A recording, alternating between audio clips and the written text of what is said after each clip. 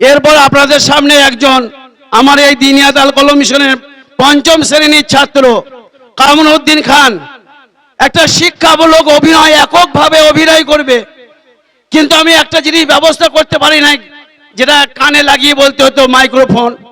ও হাত দিয়ে এই মাইক্রোফোনটা নিয়ে আপনাদেরকে দেখাবে বর্তমান সমাজে মা বোনদের উপরে যেরকম মানে আমাদের হানাহানি চলছে, সেইটাকে ও এককভাবে অভিনয় করে দেখাবে। আমরা সেটা খুব গুরুত্ব সহকারে এবং খুব মন দিয়ে শুনবো এবং বুঝবো যে বাচ্চাটা কি বলতে চাইছে। সেজন্য আমি বাচ্চাটাকে স্টেজে আসার জন্য বলবো। আসসালামু আলাইকুম ওয়া রাহমাতুল্লাহি ওয়া বারাকাতুহু। এই যে ভাই ভাই আমারে চিনছেন? চাচা, ও চাচা আমারে চিনছেন? কয়দিন আগে আমার বোনকে লইয়া পেপারে খবর বার হয়েছিল, পড়েন নাই আপনারা? পড়েন নাই? ও আপনারা পড়বেন কেন? আপনারা তো বড় লোক মানুষ, আমাগো গরিব গো খবর পড়বার সময় তো আপনাদের কাছে নাই, আর পড়বেনই বা কেমনে? ওসব খবর তো পেপারে কালিতে পড়ে থাকে, আর পেপারে কালিতে তো আপনাদের চোখই যায় না। জানেন, আমার বোনটা যখন ছোট ছিল তখন আমি ভাবছিলাম আমার বোনটারে অনেক বড় মানুষ বানাবো, আমার বোনটারে মানুষের মতো মানুষ বানাবো। আমি নিজে লেখাপড়া করতে পারি না, এতে কি হয়েছে? আমি আমার বোনটারে অনেক বড় মানুষ বানাবো। আমার বোনটা যখন বড় হইব, মানুষের মতন মানুষ হইব, তখন কি আর আমি গরিব থাকবো? জানেন, কয়দিন আগে ক্লাস 5 এ বৃত্তি পরীক্ষা হলো না, আমার বোন বৃত্তি পাইছিল। মাস্টার কাকা এসে বলে, ও কাসেম তোমার বোন বৃত্তি পাইছে। আমি শুনে কই, আমার বোন বৃত্তি পাইছে, আমার বোন বৃত্তি পাইছে। সেই শুন না আমি মিষ্টি আই না সবাইকে মিষ্টি খাইছি, পুরো বস্তিতে মিষ্টি বাড়ছি। তারপর কয়জন সাংবাদিক আইলো, বললো তারা নাকি আমার বোনের লগে কথা কইবে। আমার বোন খুব ভালো ছাত্রী ছিল, জানেন, সে প্রতিদিন স্কুলে যাইতো।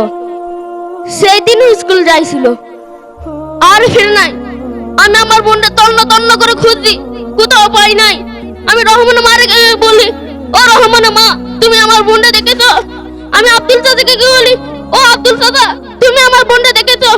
কেউ কোনো কথা কইলো না, কেউ আমার বোনটা দেখে নাই। তারপর আমি থানায় গিয়েছিলাম। ওসি সাহেব আমার বোনটার খুঁজে বাই করতেন। ওসি সাহেব আমার বোনটার আমি খুঁজে বাই করতে, আমার বোনটার খুঁজে বাই করতেন। ওসি সাহেব কি নাম তোর? আমার নাম কাসেম। ওসি সাহেব আমার বোনটার আপনি খুঁজে বাই করতেন। কি করস? আমি গরিব মানুষ সাহেব, আমি রিক্স চাই। এ যা, পেটেই ভাত পড়ে না, মামলা করতে আছে, যা। ও সাহেব আমার বোনটার আপনি খুঁজে বাই করতেন, আমার বোনটা তার আমি বাঁচবো না। সাহেব আমার বোনটার আপনি খুঁজে বাই করতেন। যাবি না? না যা। তোদের মতো গরিবদের লাগে কি সরকার আমাকে টাকা দেয় যে আমরা তোদের পিছু পিছু ঘুরবো?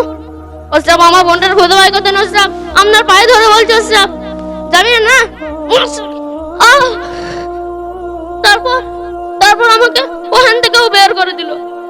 আমি সারা রাত আমার বোনটা খুঁজছি, পাই নাই। পরদিন যখন সকাল হলো তখন আব্দুল চাচা আমাকে এসে বলে, কাসেম তোমার বোনটা পাওয়া গেছে।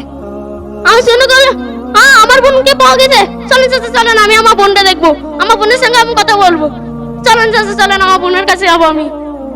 তারপর চাচা আমাকে একটা হসপিটালে কাছে নিল। আমি বললাম, চাচা এখানে কেন আমার বোন থাকবে? চাচা আমার বোনে কি হয়েছে যে আমার বোন এখানে থাকবে? চাচা কইলেন, চলো তোমার বোন আছে। তারপর তিনি আমাকে একটা ঘরের সামনে নিয়ে এলেন। আমার চাচা আমার বোন কই? চাচা আমি আমার বোনকে দেখবো, আমার বোনের সঙ্গে আমি কথা বলবো। চাচা আমার বোন কই? চাচা তারপর বললেন, ওই যে তোমার বোন। কই চাচা কই? না চাচা না, এটা আমার বোন হতে পারে না, আমার বোন এত বিশ্রী হতে পারে না। আমার বোনটা আমি কোলে পিঠে করে মানুষ করেছি, আমার বোন এত বিশ্রী হতে পারে না। কি কইলেন চাচা? এইটাই আমার বোন, আমার বোন আরো আছেন মারছে, আমার বোন আরো ধর্ষণ করছে। এই জন্য আমার বোন আমি চিনতে পারছি না। ওঠ তুমি ওঠ, কথা কো বোন, কথা কো, ওঠ বোন ওঠ, ওঠ বোন।